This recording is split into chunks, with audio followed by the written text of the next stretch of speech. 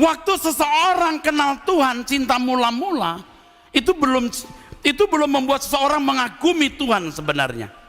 Tapi cintanya membara. Mestinya cintanya akan matang lewat hari, bulan, tahun. Ketika melihat kebijaksanaan Tuhan membawa kita kepada perwujudan keselamatan. Perwujudan keselamatan. Sebab kalau kita tidak melakukan kehendak Bapa, Tuhan berkata, aku tidak kenal kamu. Roh Kudus menuntun kita untuk menjadi manusia yang melakukan kehendak Bapa. Apa standarnya? Yesus. Tapi Yesus abstrak. Tidak menjadi abstrak ketika Roh Kudus menerjemahkan kehidupan Yesus dalam hidup kita. Menjadi begitu nyata dan real, dan kita mengagumi kebijaksanaannya.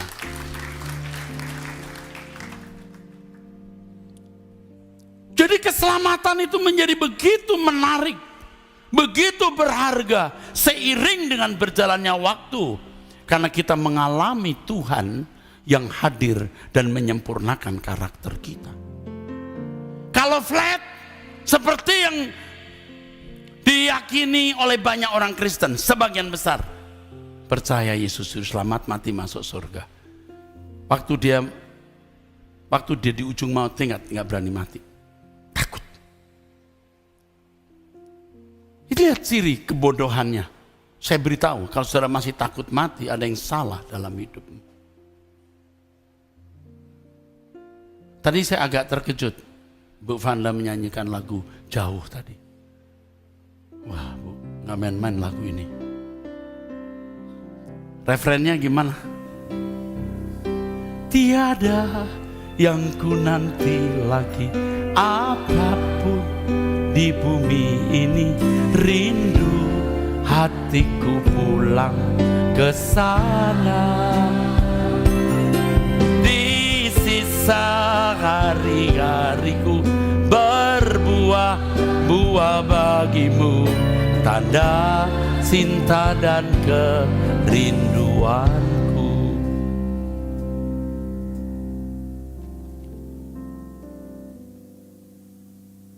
Makanya tadi di lagu Aku Kagum tadi, sangat ku cinta kau Tuhan. Engkau didik, engkau latih aku, engkau sertai aku. Bukan hanya memberikan saya berkat-berkat jasmani, kenyamanan hidup, tapi engkau persiapkan aku untuk hidup kekal.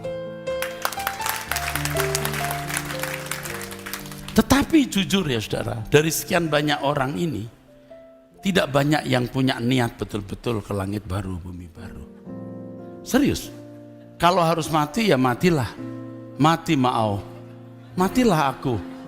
Tapi tidak memiliki kerinduan untuk sampai langit baru, bumi baru. Kenapa? Anda tidak mengerti keselamatan itu begitu berharga. Anda harus mengerjakan keselamatan dengan takut dan gentar. Ayat itu muncul setelah ayat di atasnya. Hendaklah kamu dalam hidupmu bersama menaruh pikiran dan perasaan yang terdapat juga dalam Kristus Yesus. Jadi mengerjakan keselamatan, usaha untuk memiliki pikiran perasaan Kristus, atau usaha untuk memiliki gaya hidup yang dikenakan Yesus, melakukan kehendak Bapa. Dan di dalam proses menjadi serupa dengan Yesus, memiliki pikiran perasaan Kristus, saudara mengagumi bagaimana Tuhan memproses saudara. Dan itulah menjadi menarik hidup kita. Tapi kalau flat, tidak ada usaha untuk mengerjakan keselamatan. Yakin Yesus Juru Selamat, mati masuk surga. Betapa konyolnya. Dan itu yang terjadi dalam hidup banyak orang. Khususnya kita orang-orang Kristen sejak kecil. Saya termasuk orang tua Kristen. Sudah dikurung dalam doktrin. Seakan-akan hal itu sudah benar adanya. Saya menggugat itu. Makanya ada Batak bermazmur. Saya tidak menarik saudara menjadi anggota gereja ini Tapi saya mengajak saudara untuk menjadi anggota keluarga kerajaan Allah. Bukan hanya masuk surga loh, masuk rumah Bapa, dimuliakan bersama Yesus. Dimuliakan bersama Yesus asal menderita bersama dengan Yesus. Bagaimana bisa menderita kalau Anda tidak serupa dengan Yesus? Kita mesti punya pengalaman bagaimana penyertaan Tuhan dalam hidup kita yang membentuk kita ini loh. Kok bisa ya aku jadi seperti ini? Yang gampang tersinggung, yang mata duitan, yang mata keranjangan. Tuhan tolong buang keranjangnya, tinggal matanya. Itu luar biasa.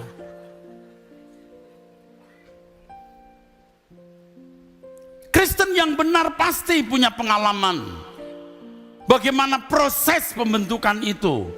Maka jangan berhenti berubah. Kita ini pendeta-pendeta yang depan ini. Jangan puas dengan apa yang telah kita capai. Pinter ngomong, pinter berkhotbah, bisa bikin jurnal ilmiah, bisa beri seminar. Apakah kelakuanmu serupa dengan Yesus? Bagaimana kita bisa tahu, Pak?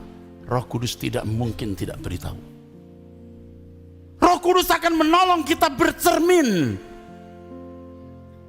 Pasti bagian-bagian mana dalam hidup kita yang dipandang Tuhan masih bercacat. Tidak mungkin Tuhan tidak memberitahu. Berulang-ulang saya katakan di tempat ini. Tidak ada orang yang bisa berkata di hadapan pengadilan tahta Allah, saya tidak tahu Tuhan kalau saya ternyata keadaannya belum benar. Tidak bisa. Kamu tidak mempersoalkan. Kamu sibuk mempersolek wajah jasmanimu. Kamu sibuk mempersolek fisikmu dengan pakaian arloji, tas dan lain-lain. Engkau tidak mempersolek batinmu. Ini tepuk tangannya agak sumbang nih yang terakhir ini. Mungkin ditegur atau apa gitu. Halimasan di korom. Kenali dirimu. Tanya Roh Kudus. Sudahkah aku secantik, seindah Engkau Tuhan? Kalau belum, belajar lagi. Biar saudara miskin secara ekonomi, jangan miskin secara batin. Katakan amin. Kalau ekonomi miskinmu hanya sampai berapa sih? Anda begitu mati selesai. Tapi kalau kemiskinanmu kekal mengerikan seperti Lukas pasal 12. Paham nggak? Bagaimana orang kaya ternyata miskin di kekekalan. Jadi jangan merasa malang Anda ini miskin secara ekonomi. Terus merasa nasib saudara itu jelek. Anda tidak bersyukur. Atau bahkan mungkin dalam hati ada kemarahan. Mengapa nasibku begini Tuhan? Nasib orang itu baik. Mengapa begini? Aku tak sanggup lagi.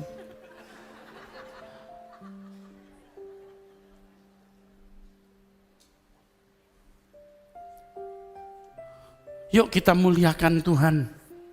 Saya beritahu satu hal, saya tidak bermaksud mau mengatakan bahwa miskin itu bagus atau saya senang kalau saudara miskin. Tetapi kemiskinanmu membuka matamu melihat surga. Kalau engkau kaya, engkau bisa sombong, engkau angkuh, engkau lupa ada kematian, engkau lupa ada kehidupan di balik kubur, engkau hanya fokus di dunia hari ini. Engkau jadi goblok, unang oto. Amin? Unang hoto. Unang mauto. Unang. Itu benar, unang mauto. Unang muruk, salah orang apa. Haleluya. Ini siapa? Anak. Berapa umurnya? 17. Mau jadi pendeta kah? Masuk STT Kumene lah. Kau masuk STT Kumene, saya bayarin. Kamu lihat di sini ada banyak piano. Kau masuk di sini kau bisa main piano, 20 piano.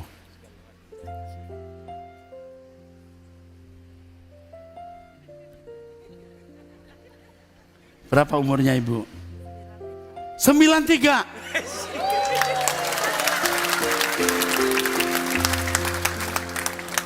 Ibu duluan.